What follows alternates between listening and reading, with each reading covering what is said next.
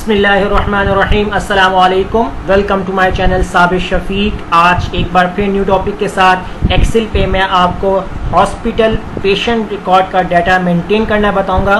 तो वो हम एक्सेल में किस तरीके से करेंगे। तो सबसे पहले आप हमारे चैनल को सब्सक्राइब करें और साथ ही बेल आइकन पे क्लिक करें ताकि हमारी जो भी वीडियो अपडेट हो सबसे पहले उसकी नोटिफिकेशन आप तक पहुँचे।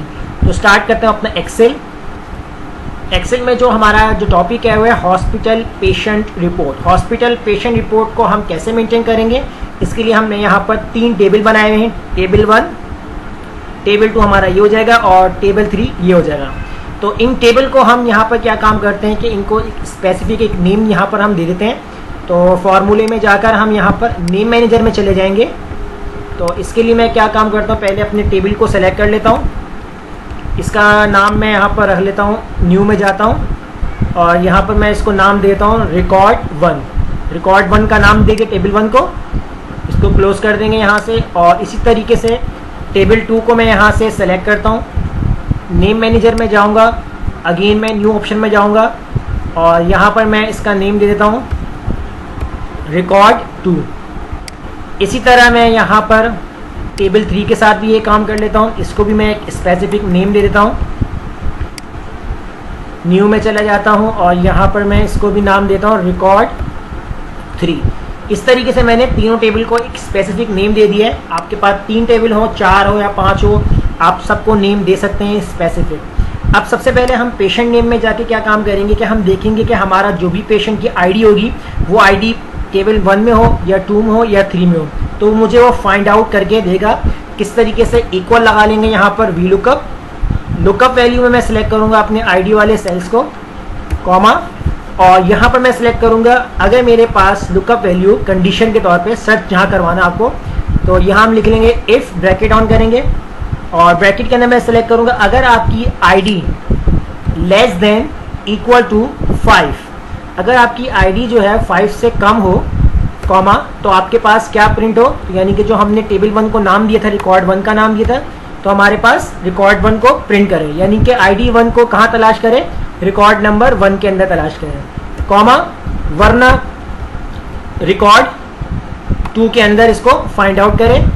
ब्रैकेट क्लोज करेंगे यहाँ पर। और इसके बाद क्या आपको मालूम करना है रिकॉर्ड 1 में, रिकॉर्ड 2 में, तो रिकॉर्ड 1 में आपको पेशेंट का नेम देखना है, तो और पेशेंट वाला नेम जो है वो आपका कॉलम नंबर 2 है, 1 और दोनों टेबल के अंदर। तो यहाँ मैं कॉमा लगा के 2 प्रेस करूँगा, कॉमा 0 एग्जैक्ट मैच के लिए ब्रैकेट क्लोज और इंटर करने के बाद यहाँ मैं आईडी लिखूँगा 1, तो यहाँ मुझे आईडी दे रहा है फहद, टेबल 1 में जाके दे रहा है। और अगर मैं यहाँ पर आईडी सेलेक्ट करता हूँ 7, तो ये ऑटोमेटिकली टेबल 2 में जा रहा है और वहाँ मुझे फाइंड आउट करके दे रहा है पेशेंट का नेम। अब अगर एक से ज़्यादा टेबल हो तो उसके लिए हम यहाँ पर क्या काम करेंगे, यहाँ तक मैं इसे अरेज कर लेता हूँ। अगर 5 से लेस देन हो आपकी आईडी तो रिकॉर्ड 1 में जाकर उसे फाइंड करें। इफ़, ब्रैकेट ऑन, अगर आपकी जो आईडी है सेलेक्ट करेंगे सेल को, लेस देन इक्वल टू 10, 10 से अगर छोटी हो या 10 के बराबर हो, कॉमा, तो उसे वो कहाँ फाइंड करें, हमने नाम दिया था टेबल को, रिकॉर्ड 2 का नाम दिया था, तो वो रिकॉर्ड 2 में फाइंड आउट करें, कॉमा, अदरवाइज रिकॉर्ड 3, यानी कि अब अगर 10 से ऊपर हुई वैल्यू तो वो ऑटोमेटिकली रिकॉर्ड 3 में से फाइंड आउट करें। ब्रैकेट क्लोज कर लेंगे। यहाँ पर हमने फर्स्ट वाले टेबल का ब्रैकेट क्लोज कर लिया, एक और ब्रैकेट क्लोज करेंगे, सेकंड वाली कंडीशन का ब्रैकेट क्लोज हो गया, कॉमा लगाएंगे। अब फाइंड आउट क्या करना है, पेशेंट नेम फाइंड आउट करना है, तो कॉलम नंबर 2 है आपका, कॉमा 0 एग्जैक्ट मैच के लिए ब्रैकेट क्लोज कर देंगे और इंटर कर देंगे। अब देखें यहाँ पर अगर हम एज लिखते हैं तो यासिर बता रहा है हमें टेबल 2 में जाके देखेगा, और अगर हम यहाँ पर लिखते हैं 14 तो देखें वो ऑटोमेटिकली टेबल 3 में जाकर आपको फाइंड आउट करवा रहा है। अब यहाँ पर हम क्या काम करते हैं कि अगर हम यहाँ पर इसको सेलेक्ट करते हैं, इस तरीके से ड्रैग करते हैं, तो ये हमें एरर देगा इस तरीके से।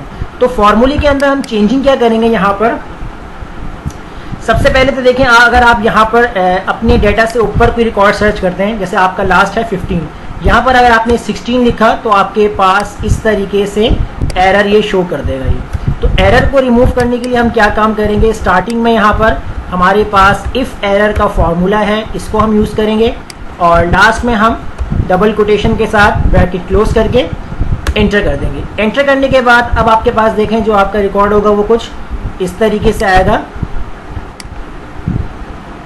इसको हम ड्रैग कर लेते हैं यहाँ पर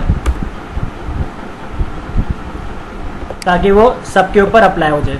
अब देखें 16, 18, 20 ये हमारे रिकॉर्ड में नहीं है तो हमें यहाँ पर कुछ नहीं दे रहा। और अगर लिखना है आप तो आप इस कोटेशन के अंदर लिख सकते हैं no data, no data required, यानी कि आपके पास इस नंबर का या इस आईडी का डाटा मौजूद नहीं है।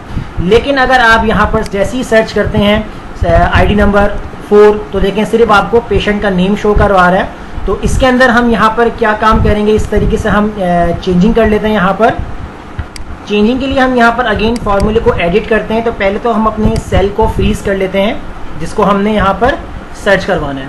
मैंने इसको F4 से फ्रीज कर दिया ताकि ये अपनी जगह पर मूव ना करे दूसरी जगह पर जाकर। इसको भी मैं F4 से फ्रीज कर दूंगा और इसके बाद मैं इसको भी F4 से फ्रीज कर दूंगा जहाँ जहाँ आपने फ्रीज करवाना है। उसके बाद यहाँ पर आप क्या काम करेंगे, आपने यहाँ पर सेल्स को सेलेक्ट करना है जहाँ पर आपने 2 लिखा हुआ है। यहाँ पर आप फॉर्मूला यूज़ करेंगे कॉलम्स आप फॉर्मूला यूज़ करेंगे और आपने सेलेक्ट करना है यहाँ से इन दोनों सेल्स को इस तरीके से सेलेक्ट करना है और फर्स्ट वाले को आपने यहाँ पर फ्रीज कर देना है ताकि जब हम इसे ड्रैग करें तो यहाँ से ये फ्रीज रहे और आगे ये वाला मूव करता जाए दूसरे कॉलम्स के अंदर। और इसके बाद यहाँ पर अब आप ब्रैकेट क्लोज कर देंगे। ब्रैकेट क्लोज करने के बाद इंटर करेंगे। इंटर के बाद यहाँ पर जब आप राइट करेंगे कॉमा और 0 के बाद यहाँ पर आप इससे पहले ब्रैकेट क्लोज करेंगे, इससे पहले। अब इसको एंटर करेंगे। अब देखिए एंटर हो चुका है यहाँ पर और इसको अब हम यहाँ से ड्रैग करते हैं।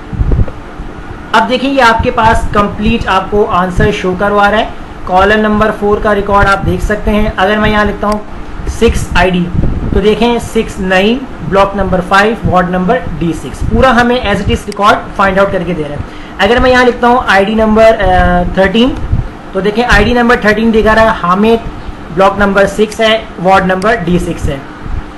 और अगर यहाँ लिखता हूँ ID नंबर 15 तो देखिए 15 का रिकॉर्ड दिखा रहा है, ब्लॉक 4 और वार्ड नंबर D7। और इसके अलावा अगर मैं यहाँ लिखता हूँ ID नंबर 18 तो इसका हमें कोई रिकॉर्ड नहीं शो करवा रहा है। इसका मतलब नो डाटा, हमारे पास इस आईडी का कोई भी डाटा मौजूद नहीं है। तो बहुत सिंपल टेक्निक थी हमारी हॉस्पिटल पेशेंट रिपोर्ट को कैसे मेंटेन कर सकते हैं। कोई प्रॉब्लम हो तो कमेंट में ज़रूर शेयर कीजिएगा और हमारे चैनल को सब्सक्राइब करना मत भूलिएगा।